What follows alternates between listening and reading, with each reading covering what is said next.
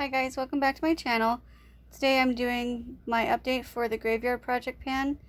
I have the master list of all the people that are doing it listed down below. I finished one item.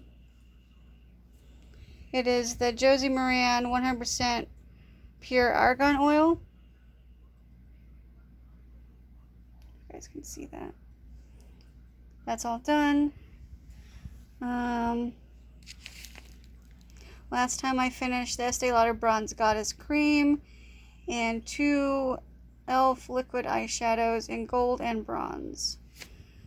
So I'm still working on the Etude House Cushion Foundation, the Tatcha Camelia Oil, the Aprilskin Calendula Peeling Pads, and the It Cosmetics Confidence in a Cream. What I'm rolling in is this Dr. Brandt Microdermabrasion Age-Defying Exfoliator. There you go.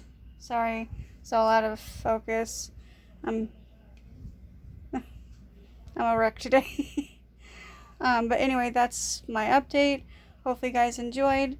Give us a thumbs up if you like panning videos. Subscribe if you have not. Click that bell if you like for more notifications from me. And I'll see you guys in my next one. Bye guys.